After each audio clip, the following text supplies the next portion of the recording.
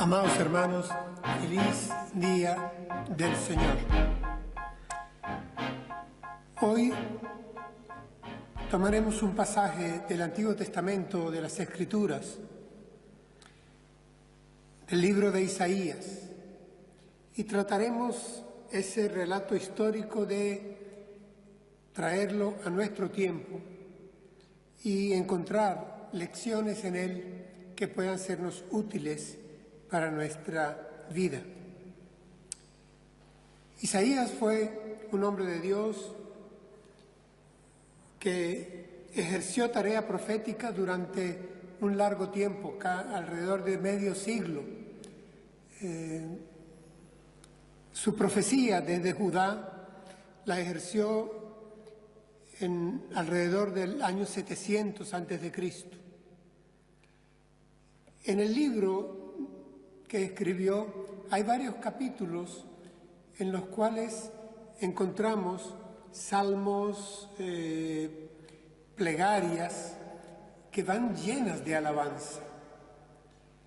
Y hoy leeremos un par de versículos que se encuentran en el capítulo 26 del libro, versículos 3 y 4. Leeré para ustedes en Reina Valera 2015. Tú guardarás en completa paz a aquel cuyo pensamiento en ti persevera, porque en ti ha confiado. Confíen en el Señor para siempre, porque el Señor es la roca de la eternidad. Hermanos, cuando el profeta escribe esto,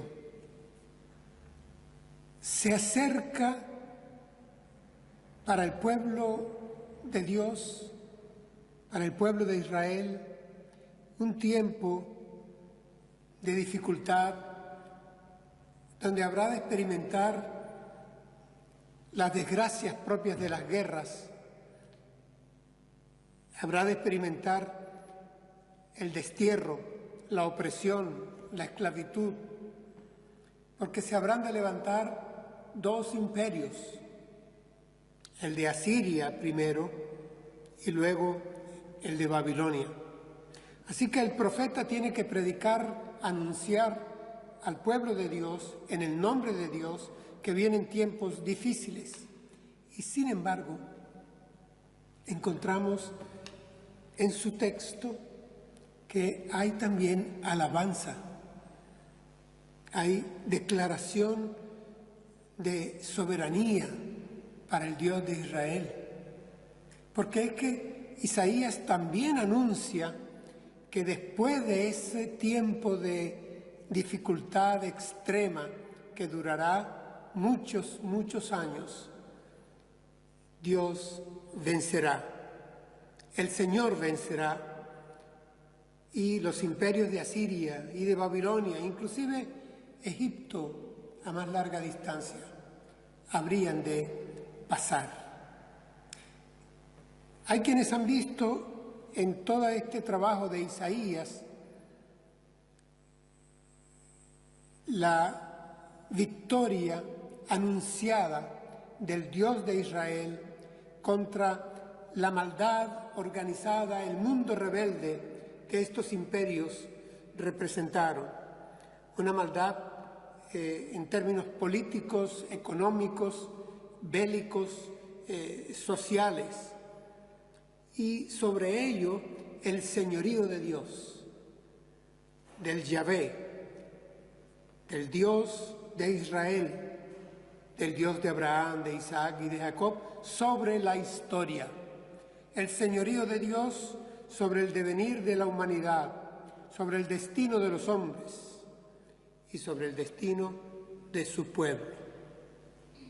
Hermanos, este mensaje de alabanza al Dios de la historia que está por encima de las adversidades y que encontramos en el texto que vamos a estudiar ahora, puede arrojarnos luz al tiempo que nosotros nos toca vivir hoy en día. Porque, hermanos, cuando se altera la rutina social, cuando de sorpresa algún elemento interrumpe los planes de gobiernos, de familias, de personas, y pareciera que se mueve todo el tablero, por lo general, la primera víctima de una sorpresa tal es la paz. Se pierde la paz. Porque, hermanos, cuando el infortunio, la desgracia no percibida, llena de incertidumbre, de ansiedad, de temor, de desasosiego a los hogares, a los pueblos. Por esa razón creo que este texto que he escogido nos servirá. Vuelvo a leer el breve pasaje. Tú guardarás en completa paz a aquel cuyo pensamiento en ti persevera, porque en ti ha confiado. Confíen en el Señor para siempre, porque el Señor es la roca de la eternidad. Hermanos, lo primero que observo aquí en el pasaje es una afirmación, un reconocimiento por parte de Isaías pleno de doctrina, vigente para todo tiempo y que nos alcanza, por lo tanto, a nosotros. Aquí el profeta se está acogiendo a una promesa y se dirige a Dios mismo. Noten cómo dice tú, refiriéndose al Dios y Señor, guardarás en completa paz aquel cuyo pensamiento en ti persevera, porque en ti ha confiado. Es decir, aparece 3 veces la alusión directa de parte del profeta al Señor del pueblo, al Señor de Israel, al Señor de su iglesia para nuestro tiempo. Tú guardarás en completa paz a aquel cuyo pensamiento en ti persevera, porque en ti ha confiado. Hermanos, está poniéndonos, presentándonos, recordándole al pueblo, en términos de alabanza, de una declaración de confianza, una afirmación de que Dios guardará en medio de la incertidumbre y en medio de la desgracia que viene con Asiria, con Babilonia. Dios guardará la paz de su pueblo. Este es el Dios de paz al que hace referencia el apóstol Pablo en el Nuevo Testamento. Es un Dios que es soberano, todopoderoso, Señor de la historia, Señor de su pueblo, Señor de su iglesia, Señor personal. El vocablo guardar aquí tiene características hermosas. Tú guardarás es tú mantendrás, tú custodiarás, tú preservarás. Le dice al Señor que en completa paz. Y este es el título que damos a nuestra predicación en esta mañana. La expresión del profeta en el original hebreo es tú guardarás en shalom, shalom. Tú guardarás en completa paz. En completa paz. Hermanos, cuando en el hebreo se repite el vocablo, es para darle carácter de intensidad, es para darle carácter de totalidad. Aquí se nos está diciendo que el Señor guardará en total, absoluta paz. Shalom, shalom. Noten bien, hermanos, que se está mencionando la palabra paz. Pero paz, la paz de este shalom hebreo no es ausencia de problemas, ausencia de enfermedades, ausencia de duelos, ausencia de tragedias, de carencias, de golpes. No. El shalom, la paz de Dios, es paz en presencia de. Es paz que se mantiene, que se guarda, que se custodia en presencia de la adversidad, en presencia de la desgracia, en presencia de la muerte, en presencia del dolor. Así, aquí es donde tiene valor la paz.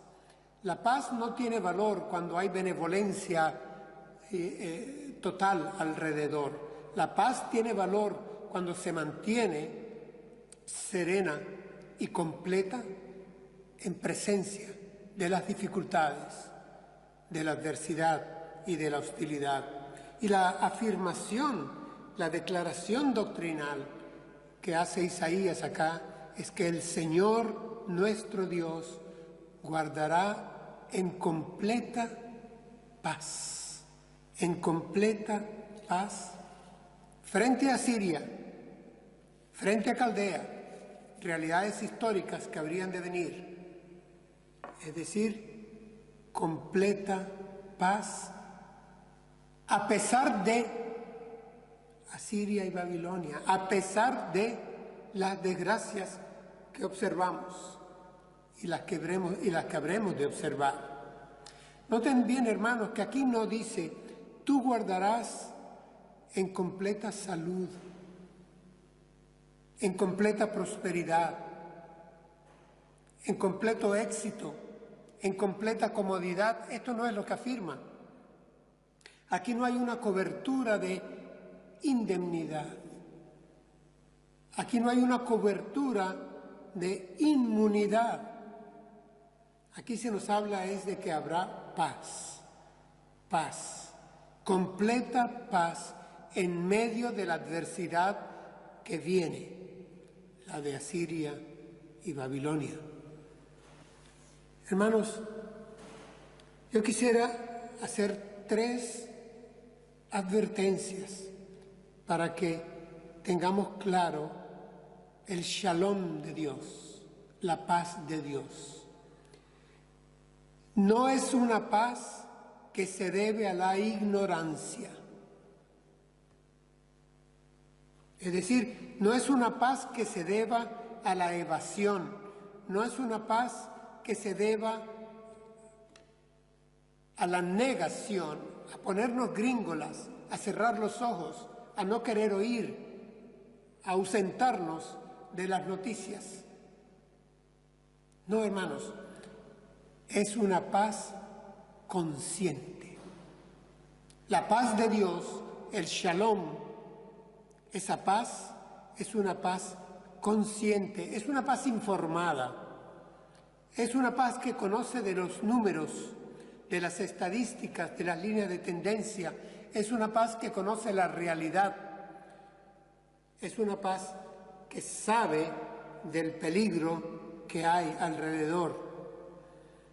En el Salmo 112, recuerden, hermanos, cómo se dice que el Hijo de Dios, el hombre de Dios, no tendrá temor de malas noticias, porque su corazón está firme y confiado en el Señor. Las malas noticias vienen y son reales y las tenemos, pero nuestro corazón está confiado en el Señor y por eso no hay temor. Lo que hay es paz, una paz, en primer lugar, consciente, no ignorante. En segundo lugar, hermanos, no es una paz producto de la resignación. La paz de Dios no es un producto del estancamiento, no nos lleva a la parálisis, no nos hunde en la depresión, en la entrega, en el abandono. Es una paz activa, es serena, busca soluciones, es solidaria, es una paz activa, es una paz, hermanos, a la que la caracteriza la acción, no la resignación, sino la acción. Pero, hermanos, quiero advertir en este segundo aparte que este shalom de Dios, esta paz, completa paz, no es temeraria, no es imprudente, no es desafiante, es sensata. Entonces, segunda característica de la paz de Dios, es una paz que no se hunde en la resignación, sino que con serenidad y sensatez se mueve a la acción, porque no habrás de tentar al Señor tu Dios, no habrás de desafiar con imprudencias al Señor tu Dios. Y en tercer lugar, tercera advertencia, este shalom de Dios, esta paz de Dios, que es consciente, que es activa, que no es ignorante, que no es resignada ni abandonada, es una paz que no es fluctuante. Es decir, que no depende de las circunstancias externas, que no depende de terceros, que no depende del destino o de la buena suerte. No está atada al presente y angustiada por el mañana. No fluctúa, no sube y baja. No es una montaña rusa que hoy me siento sin paz y mañana con paz. No, es una paz completa. Reina Valera dice perfecta. Tú guardarás en completa paz. Por lo tanto, si no es una paz fluctuante, hermanos, atada al presente, hemos de definirla como una paz trascendente. Es decir, una paz que admite y reconoce el sufrimiento presente, del presente siglo malo, como lo llama el Nuevo Testamento, en un tiempo maleado. Lo reconoce, pero sabe que es pasajero. Y sabe que Dios cumplirá su propósito en cada uno de nosotros, que Él es fiel y que trascenderemos esta adversidad. Es una paz consciente, es una paz trascendente y es una paz de acción, no de parálisis. Es una extraña paz, indudablemente. ¿Saben por qué, hermanos? Porque no es una paz que nosotros fabricamos. Es fruto del Espíritu Santo de Dios. El Señor Jesús, palabras del Señor Jesús, nos dijo, y lo leo literalmente, con calma, quiero que pongan toda su confianza en esto. Promesa del Señor Jesús, la paz os dejo, mi paz os doy. Yo no os la doy como el mundo la da. No se turbe vuestro corazón, no tenga miedo. Es esa paz. Es una paz, por lo tanto, consciente, trascendente, activa y, por sobre todo, una paz diferente, porque viene de Dios. El Señor Jesús la llamó su paz. El apóstol Pablo, en otra predicación lo tocaremos, se refirió a esta paz como una paz que sobrepasa todo entendimiento. No la comprenden bien los consejeros o los psicólogos, no la entienden bien. Algunos dicen que nos estamos solo autosugestionando. Lo que les puedo asegurar es que funciona. Es fruto del Espíritu Santo de Dios que habita en nosotros y es cumplimiento de la promesa del Señor Jesús. Su paz ahuyentará en nosotros el miedo. Hermanos, paz, completa paz. Aquí dice el texto que esta paz, completa paz, el Señor, nuestro Dios, la custodiará, la mantendrá, pero hace una precisión que es necesario que tomemos en cuenta. Dice, tú guardarás en completa paz a aquel cuyo pensamiento en ti persevera. Cuyo pensamiento en ti persevera. Es decir, hermanos, exige que como hijos suyos tengamos en tiempos de adversidad, en tiempos difíciles, una relación de comunión inteligente, pensando. El vocablo aquí hebreo habla de una mente activa, reflexiva, creativa inclusive. Es decir, tengamos una relación con nuestro Padre Celestial que se da, hermanos, en la oración, en la lectura reverente e inteligente de su palabra y en la comunión unos con otros. Por lo tanto, no es una mente en blanco al estilo de las filosofías orientales, para hacer un viaje quién sabe a dónde. No es una repetición de mantras, y a veces nosotros caemos en repetir sin reflexionar algunos pasajes de la Escritura y hacemos mantras de ellos. No, esta paz no se logra repitiendo o enviando por mensajitos algunos textos y ausentando la reflexión sobre los mismos. No es una paz que dependa de fórmulas protectoras y no es una paz, hermanos, que dependa de revelaciones espurias. Estamos viendo cómo circulan mensajes en el pueblo evangélico en este sentido. La mente y la fe se habrán de dar la mano para trabajar. Aquí dice juntos, ¿cómo? Dice, aquel cuyo pensamiento en ti persevera porque en ti ha confiado. Ahí viene la fe. Es decir, pongo en el Señor mi confianza y mi mente la anclo, la apuntalo, la apoyo en su palabra, en su promesa, en su poder, en su amor, en su fidelidad, en su bondad y en que Él, yo sé, cumplirá su propósito en mí hasta el final. Es por lo tanto un pensamiento centrado en el Señor, en el Señor. ¿Cómo termina el texto de Isaías? Pasa de la afirmación, de esa afirmación que es toda una declaración de confianza en la promesa de Dios, a una invitación. Y escribe, confíen en el Señor para siempre, porque el Señor es la roca de la eternidad.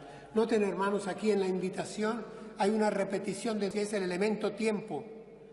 Es decir, se nos dice, confíen en el Señor para siempre.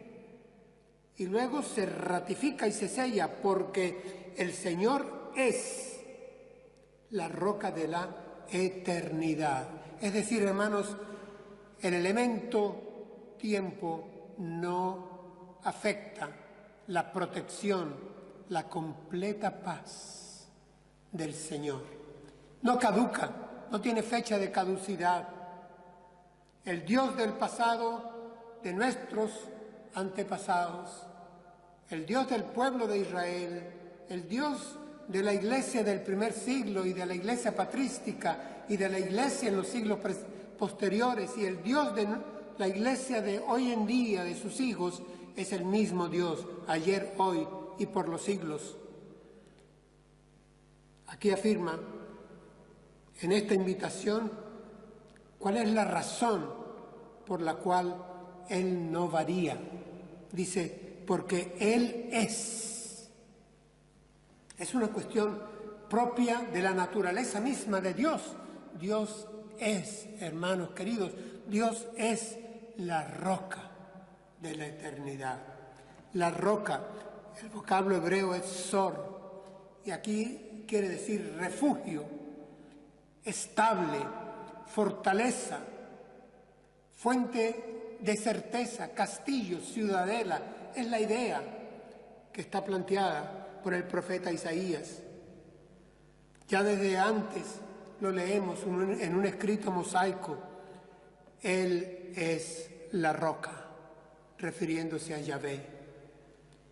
El Salmo 125 dice de esta manera: los que confían en Jehová son como el monte de Sión, que no se mueve, sino que permanece para siempre. Porque, hermanos, esta completa paz que Dios nos da en medio de la adversidad es para siempre y nos hace sólidos, fuertes en medio de la adversidad. Quiero terminar leyendo una vez más, sin interrupción, los 2 versículos, el pedacito de texto de alabanza del profeta Isaías. Tú, oh Señor, guardarás en completa paz a aquel cuyo pensamiento en ti persevera, porque en ti ha confiado. Confíen en el Señor para siempre, porque el Señor es la roca de la eternidad. Esa es mi invitación como pastor.